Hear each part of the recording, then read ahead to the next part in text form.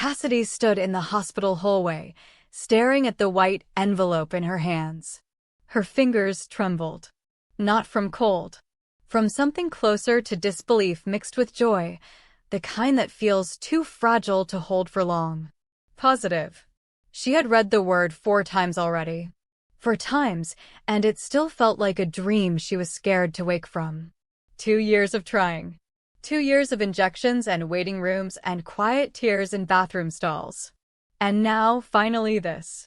She tucked the envelope into her bag and smiled to herself, soft and private. Minju would be at the hotel. He had a work dinner nearby, at least, that's what he had told her. She wanted to surprise him. She wanted to see his face when she said the words out loud for the first time. We're going to have a baby. She rehearsed it the whole cab ride over. The hotel lobby was quiet. Marble floors, low lighting, the kind of place that whispered money without trying.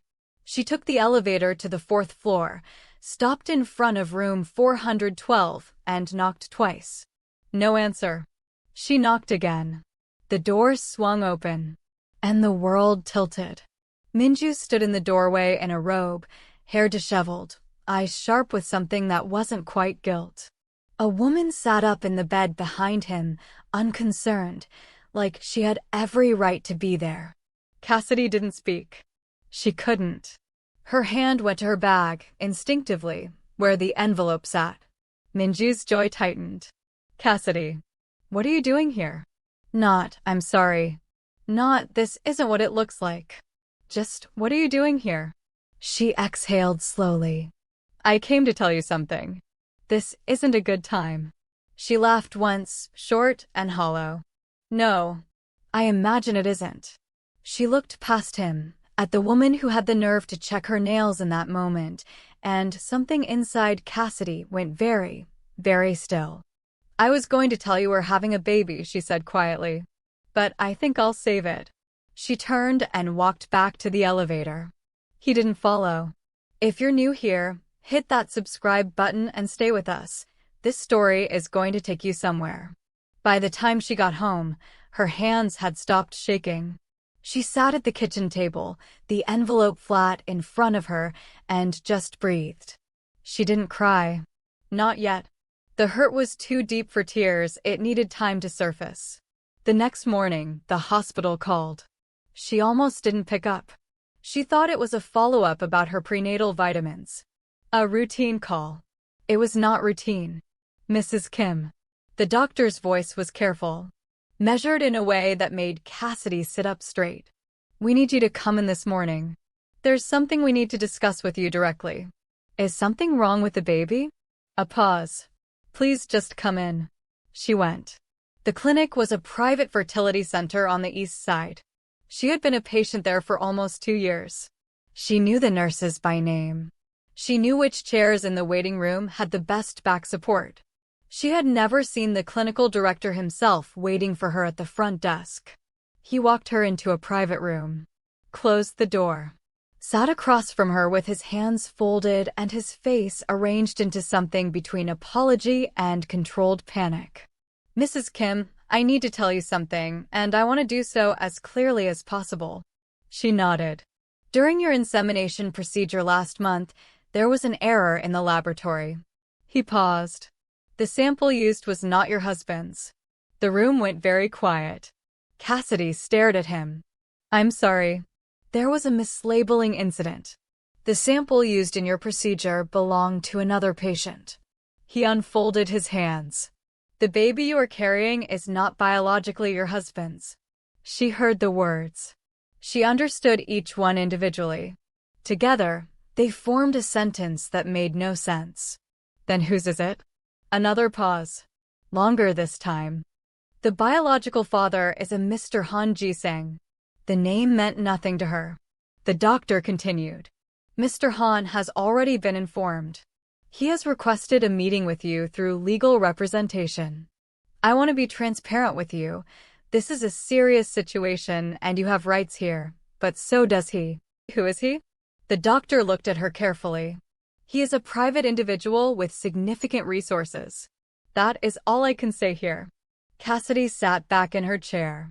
She pressed both palms flat on her thighs. Your child belongs to someone else. Someone very powerful. She Googled the name in the cab. Han Ji-sang. CEO. Founder. Heir. The articles were sparse. He kept himself out of the press deliberately. But the ones that existed painted a picture in clean, sharp lines. 34. Built 2 companies before 30 and dissolved them both at profit margins most people dreamed about. No public relationships. No scandals. No interviews. His face appeared once, in the background of a charity gala photo. Sharp jaw. Unsmiling. Eyes that looked directly at the camera even though he wasn't the subject. Cassidy put her phone away. The cab stopped in front of a building that had no signage outside. Just glass and clean lines and a doorman who seemed to expect her. She was escorted to the top floor. The elevator opened directly into an office, wide, uncluttered, with floor-to-ceiling windows overlooking the city. Everything in the room was deliberate. Nothing was decorative. He was standing at the window when she walked in. He turned. In person, Han Ji-sang was exactly what his photographs suggested, and somehow more. He was tall and unhurried. There was no warmth in his expression, but there was something else. Attention. Complete, undivided attention directed straight at her. He didn't extend his hand. He just looked at her for a moment, reading her face the way people read contracts. Sit, he said. Not unkindly. Just direct. She sat. He moved to the chair across from her. His lawyer sat to his right, a woman in glasses with a folder already open on her lap. You've been told what happened, he said. It wasn't a question. Yes. Good. I prefer not to repeat things. He folded his hands on the table. You're 7 weeks pregnant. You're in the middle of a failing marriage. And you're now carrying a child that is biologically mine. Cassidy's spine straightened. You don't know my marriage is failing.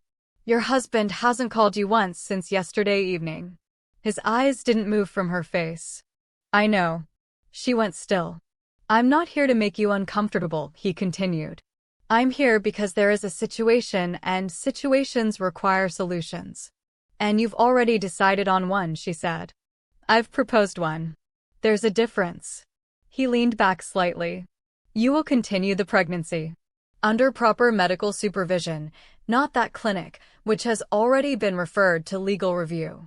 You will stay somewhere safe. Somewhere I can ensure the child is healthy. You mean somewhere you can control the situation? Yes, he said simply. That's exactly what I mean. She blinked. She had expected him to deny it. I'm not going to pretend this is anything other than what it is, he said. I want my child born healthy. I want to know it's safe. And right now, your circumstances don't guarantee that. My circumstances. Your husband is likely to file for divorce and use the pregnancy as leverage. His voice was even. The clinic's error will become public if either party pursues legal action. Your name will be in every headline. You will have no financial protection, no legal footing, and a newborn. A pause. Or, he looked at her steadily, you accept a different arrangement. She stared at him. What kind of arrangement? You move into my residence. Privately. In public, you're my fiancé. The pregnancy is a private matter between us, framed to the outside world as a natural development in a serious relationship. He paused. You'll have full medical care, legal representation of your own, and a settlement that allows you to start over cleanly after the child is born. She laughed softly, not because it was funny, but because it was so audacious she didn't know what else to do. You want me to pretend to be your fiancé? I want you to be protected, he said. The fiancé arrangement makes that simpler. And the baby? The baby is mine. His voice shifted slightly, still even, but with something underneath it. I will not argue about that. She looked at him for a long moment. He didn't look away. He didn't fidget or soften or add anything reassuring. He just waited. I need to think about it, she said. That's fair. She stood. His lawyer extended a card. Cassidy took it, tucked it into her coat pocket, and walked to the elevator. He didn't call after her. He didn't try to stop her. She wasn't sure if that made her feel better or worse. She had 2 days. The first day, she spent at her sister's apartment, lying on the couch in borrowed sweatpants, staring at the ceiling. Her sister, Dana, said all the right things. "He's terrible. You deserve better. You'll be fine." Cassidy nodded at all of them. The second day, Minju's lawyer called. It was civilized on the surface and brutal underneath. Minju was filing, citing irreconcilable differences. The house, her house, the one she'd picked out the curtains for, the one she'd painted the hallway herself, was in his name. The joint accounts were already frozen pending review. And at the end of the call, the lawyer mentioned, in a voice carefully emptied of inflection, that any complications arising from the fertility clinic situation may need to be addressed separately. He was going to use the baby. Or try to. Cassidy hung up the phone. She sat very still for a moment. Then she picked up Ji-sang's lawyer's card and dialed. The contract was 12 pages. She read every word. Ji-sang had sent his own lawyer and told Cassidy to bring whoever she wanted, so she brought Dana, who had a paralegal certificate and a very sharp eye. The terms were exactly what he'd described. Nothing hidden. Nothing between the lines that shouldn't be there. He wasn't trying to take the baby from her.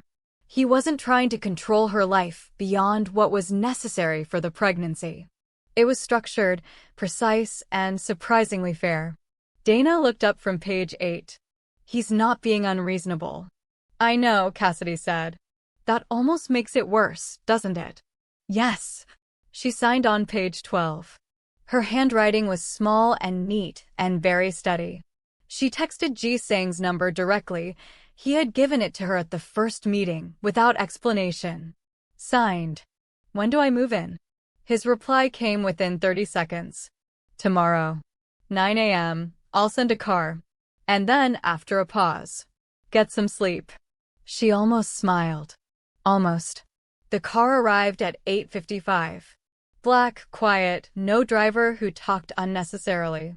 She had 2 suitcases and a carry-on and the small potted succulent she had owned since college. The driver put everything in the trunk without comment. Ji-sang's residence was in a private building, not a penthouse in the traditional sense, but a floor that functioned as its own contained world. High ceilings, clean furniture, a kitchen that looked like it had been designed by someone who understood both beauty and function. There were plants, real ones, which surprised her. A woman named Mrs. Park met her at the door. Housekeeper. Efficient and not unkind. She showed Cassidy to a room that was larger than her old living room, with a window seat and soft light and a bathroom that had clearly been stocked with things someone had researched. Prenatal safe products. Gentle soaps. A diffuser with lavender already loaded in it. She stood in the middle of the room and looked around. Ji-sang appeared in the doorway behind her. No knock. She was learning that about him. He didn't announce himself the way other people did. He just appeared, calm and unhurried, like he was always exactly where he intended to be. "If anything is missing, tell Mrs. Park," he said. "It's fine," Cassidy said. "There are house rules." She turned. "Of course there are." He looked at her evenly, unbothered by her tone. "Medical appointments are non-negotiable. You'll have a nutritionist and an OB who comes here. No skipping." He counted off on one finger. "Public events, there will be a few.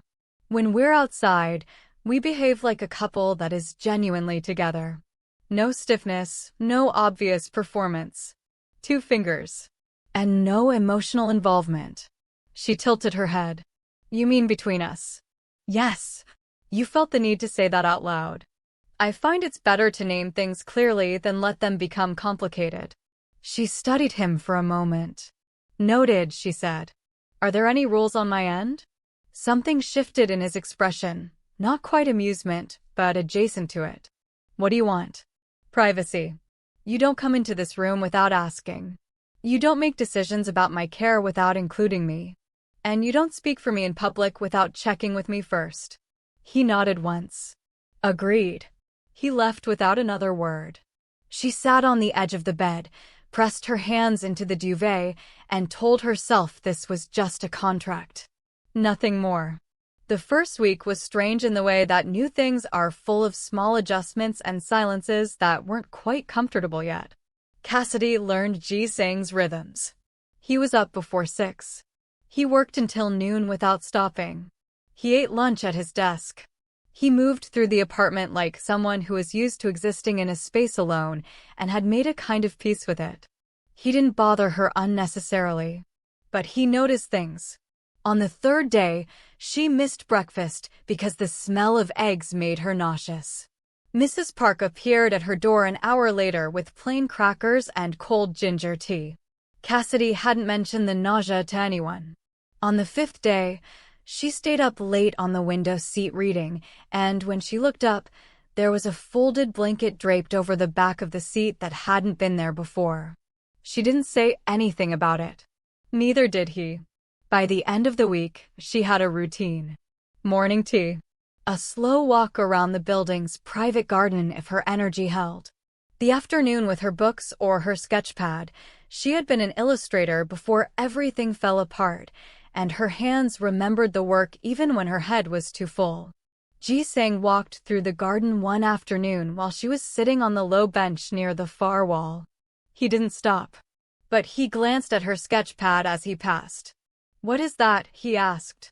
"A bird," she said. "I'm trying to get the wings right." He looked at it for a moment. "The left one is shorter." She looked down. He was right. "Thank you," she said, surprised. He continued walking. She fixed the wing. On the 9th day, he knocked on her door. She opened it. He was dressed for an event, dark suit, no tie, the kind of put together that looked effortless but wasn't. "There's a dinner tonight. A colleague's engagement party. We need to go." "Tonight?" She looked down at herself. "You could have given me notice. Mrs. Park set something aside for you. Blue dress. It should work." She blinked. "Did you pick it out?" He didn't answer. Which was, somehow, an answer. The dinner was held at a private venue downtown. Soft lighting, low music, the kind of crowd that was used to being photographed and dressed accordingly.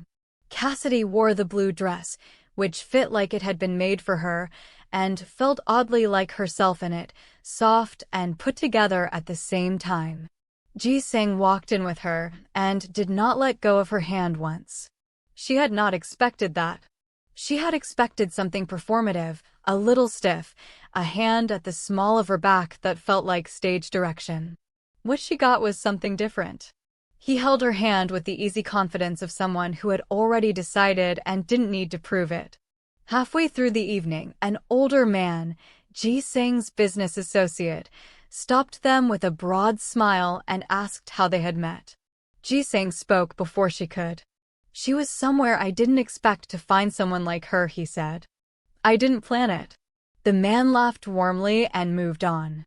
Cassidy waited until they were alone near the far end of the room. "That was almost romantic," she said. He looked at her sideways. It was accurate. She turned her face toward the window so he wouldn't see whatever her expression was doing. On the way home, a photographer caught them on the steps outside.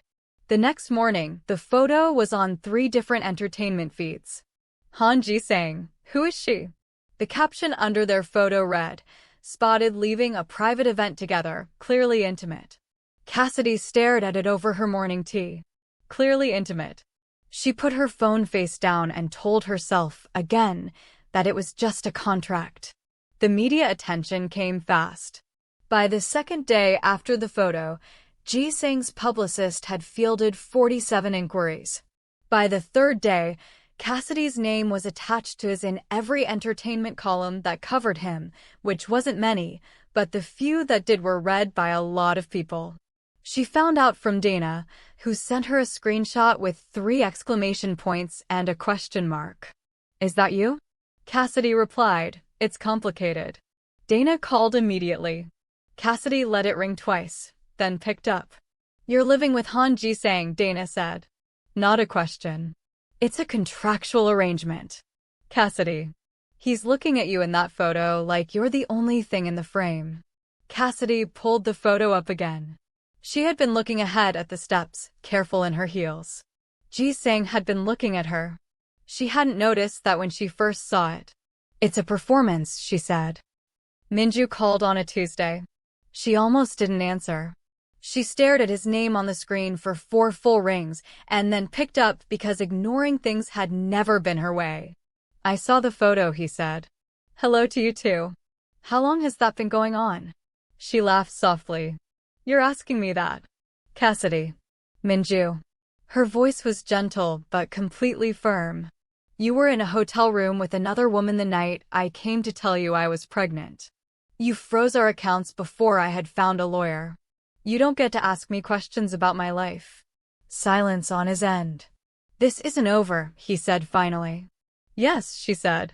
It really is. She hung up. Her hands were steady.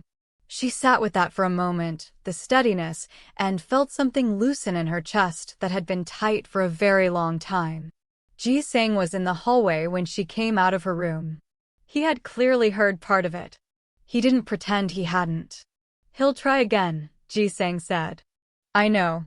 When he does, I'll handle it, she said. He looked at her for a moment. Then he nodded once and moved toward his office. She watched him go. Ji-sang. He stopped. Turned. Thank you, she said. For the blanket. And the ginger tea. I know that was you. He held her gaze. You weren't eating. I know.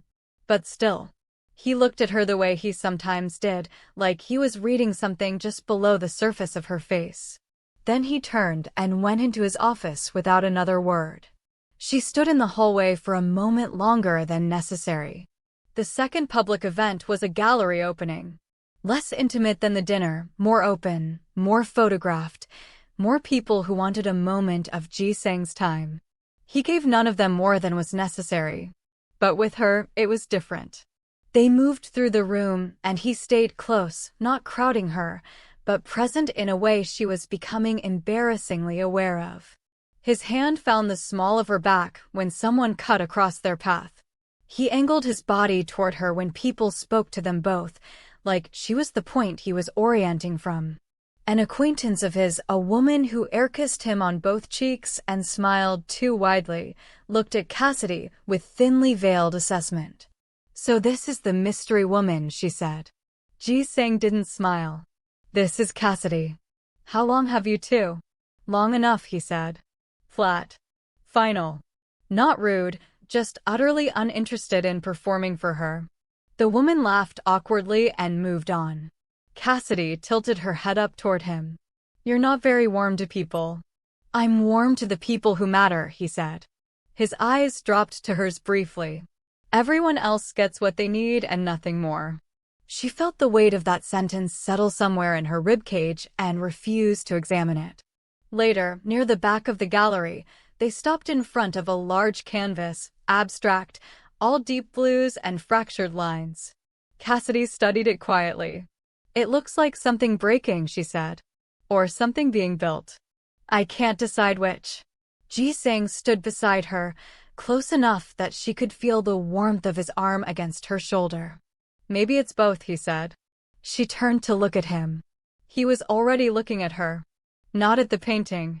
The air between them did something it had no business doing. She looked back at the canvas. We should find your colleague. Probably, he said. He didn't move for another 3 seconds. Then he did. She was 16 weeks when the nausea finally eased. She woke up one morning and realized she was hungry, genuinely, urgently hungry, for the first time in weeks. She went to the kitchen and found Ji-sang already there, standing at the counter with coffee, reading something on his tablet. He looked up, took in her expression. You look better, he said. I feel better. She opened the refrigerator. I want eggs. The smell doesn't. No. I want eggs. She turned to look at him. Can you make eggs? Something crossed his face. I can. You don't have to. Mrs. Park. Sit down, he said. She sat at the island. He set his tablet aside, found a pan, and moved around the kitchen with the quiet efficiency he brought to everything. She watched him without meaning to. The way he cracked eggs with one hand. The way he didn't ask how she wanted them, just made them the right way, soft, with a little pepper and nothing else. He slid the plate in front of her and refilled his coffee. She took a bite. "These are good." "I know." She laughed, a real one, small and surprised. He looked at her over his mug, and the corner of his mouth moved. Not quite a smile. Something more private than that. They sat in comfortable quiet for a few minutes. "Ji Sang," she said. Why did you do the IVF? On your own, I mean. You're not married. You weren't with anyone." He set his mug down. He didn't look uncomfortable with the question, just considered it. "I wanted a child," he said. "I wasn't willing to wait for circumstances to be convenient." That's a very you answer. It's the true one. She pushed a piece of egg around her plate. "Weren't you worried about doing it alone?" He looked at her directly. "No. I've done everything alone." One more thing wasn't frightening. She heard something in that, not self-pity, nothing like it. Just fact. The kind of fact a person states when they've made peace with it. "Does it bother you?" she asked quietly. "That it happened this way?" He was quiet for a moment. "No," he said. "Not anymore." She didn't ask what that meant. She wasn't sure she was ready to know. Minju showed up at the building on a Thursday afternoon. He didn't get past the lobby. Ji Sang's security was quiet and thorough and had clearly been briefed. But Ji Sang told her about it that evening, directly, the way he told her everything. "He came," he said. "He left." She set down her sketchbook. "What did he want?" "To see you. Possibly to make a scene." His voice was utterly flat. "He'll try to use the pregnancy in the divorce proceedings. His lawyer has been making inquiries about the clinic situation." She absorbed that. "He wants to make it look like I was unfaithful. He wants leverage." Ji Sang's eyes were steady on hers. "He won't get it. My legal team is already ahead of it." "Your legal team," she said. "Yes. Ji Sang, this is my divorce. And my child." He said it without apology, without softening it. "When the two overlap, I'm involved. That's not negotiable." She wanted to argue. She found she couldn't, entirely, because he wasn't wrong. "I don't want to feel managed," she said. "I know." He looked at her steadily. "I'm not managing you. I'm removing obstacles." "There's a difference?" "Yes." A pause. "One respects you. The other doesn't." She held his gaze for a long moment. The certainty in him was both aggravating and, if she was honest, something she hadn't felt pointed in her direction in a very long time. "Fine," she said. "Fine," he said back. She found the photographs by accident. She wasn't looking for anything. She had asked Mrs. Park for a drawer in the study for her illustration work, and Mrs. Park had pointed her to the cabinet on the left. The top drawer stuck slightly. She pulled harder than she meant to. It slid open. There was a folder inside, unmarked on the outside. She almost ignored it. Then she opened it. The first photograph was of her. Not recent. She was younger in it, her hair longer, her face unguarded in the way faces are when no one is watching. She was standing outside a small cafe in Mapo District, holding a paper cup with both hands, looking up at something off-frame. She remembered that coat. She had bought it the first winter she spent in Seoul, 3 years ago. Before Minju. Before the clinic. Before any of this. She turned to the next page. More photographs. A printed copy of her illustration portfolio, the one she had taken down from her website over a year ago. Annotated in the margins in clean, small handwriting. There were sketches she had posted once, briefly, on a private account. Printed and kept. Then, behind those documents. Her arrival record in Korea. Her first address. Her employment at the small design studio in Hyundai, where she had worked for 8 months before Minju had asked her to stop working. Cassidy stood very still. Her hands were not shaking. She almost wished they were. It would have been simpler than this. Than the thing currently happening in her chest that she did not have a clean word for. She kept reading. The clinic documents were at the back.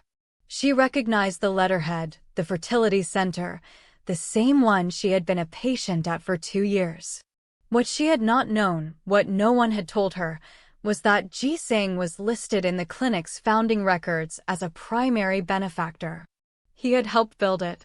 His name was not on the door, but it was in the foundation, quiet and permanent, the way he seemed to be in everything. The insemination records were there.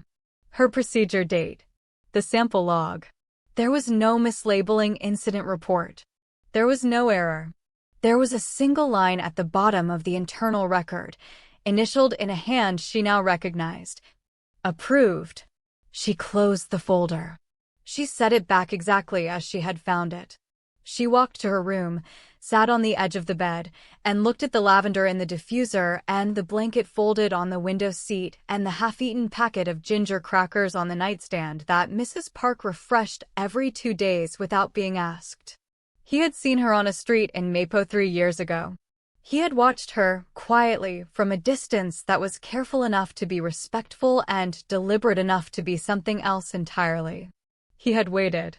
And then, when she had walked into his clinic as another man's wife looking for a child she couldn't have naturally, he had made a decision. Not an error. A decision. About her. About her child. About what her life was going to look like next. She pressed both palms flat against her knees and breathed through it slowly. The anger was there.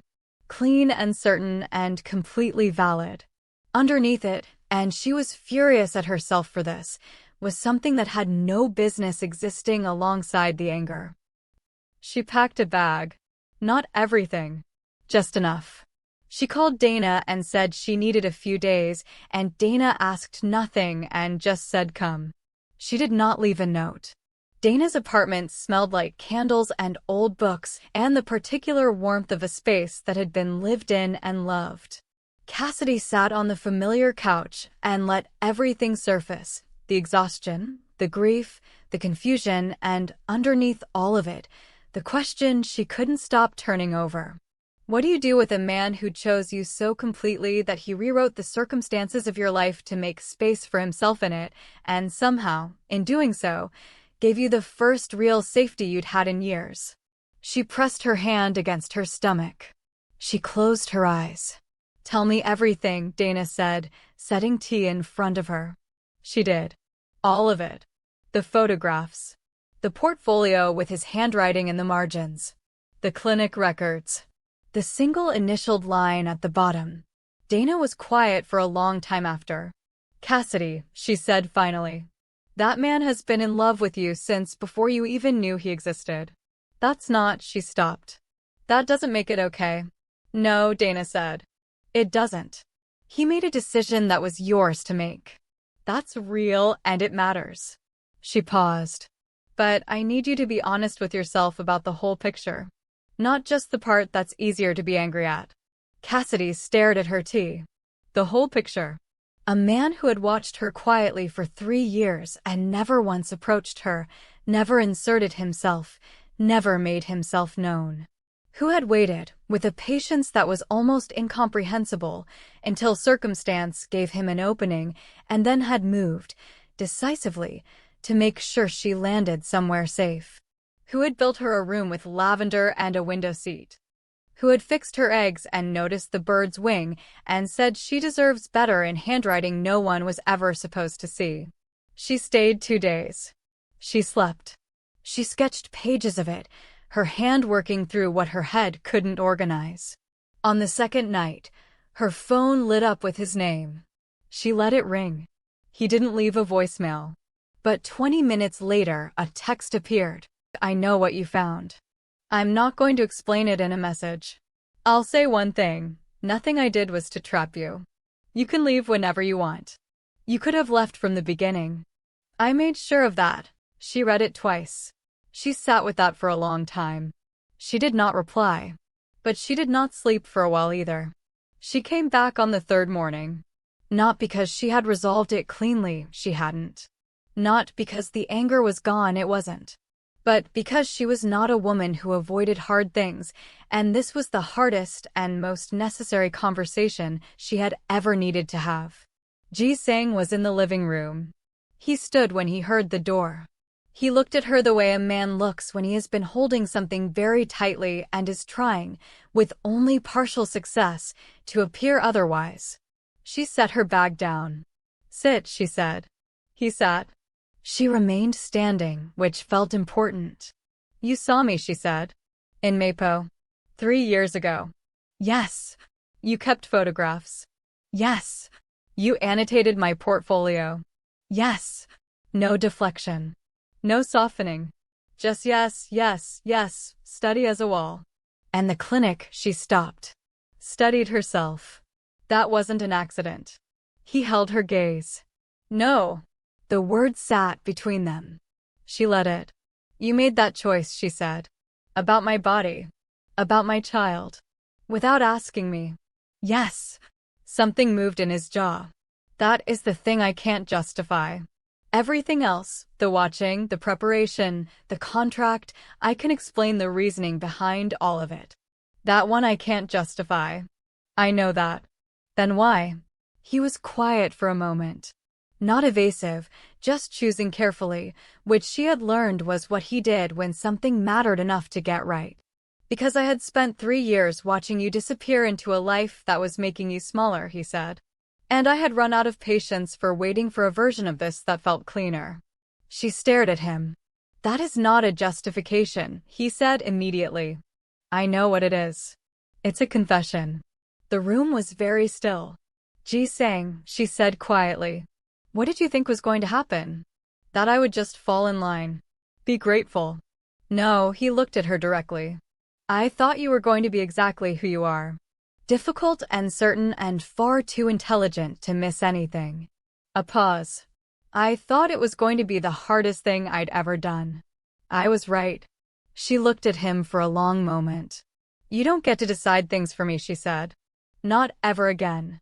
Not what I know, not what choices I have. Not what my life looks like. Are we clear?" "Completely. And I'm angry. I'm going to be angry for a while." "I know. And you're going to have to earn this. Whatever this is. You don't get credit for wanting me. That's not enough. I know that too." He held her gaze without flinching. "I'm not asking for credit. I'm asking for the chance." She exhaled slowly. "Then don't waste it," she said. She picked up her bag and walked to her room. Behind her, she heard him exhale, quiet and slow, like a man who had been holding his breath for 3 years and had only just remembered how to stop. Minju tried one last time. He cornered her outside Dana's building 2 weeks later. She had gone for lunch, a normal afternoon. He was waiting on the steps. He looked smaller than she remembered. Or maybe she had just changed. "I want to talk," he said. "Just us. No lawyers, no." "There's nothing to talk about, Minju. You can't just replace me with him." "The baby?" "The baby has nothing to do with you." Her voice was calm. "It never did.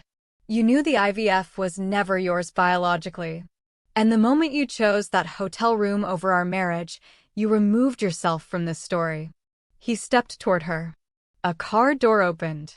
Ji-sang got out. He didn't raise his voice. He didn't threaten.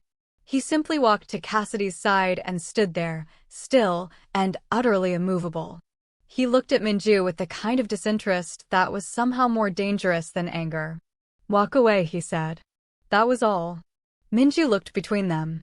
His expression went through several things: pride, calculation, something almost like defeat. He walked away. Ji-sang waited until he was gone. Then he turned to Cassidy. "I wasn't following you," he said. "Dana called me."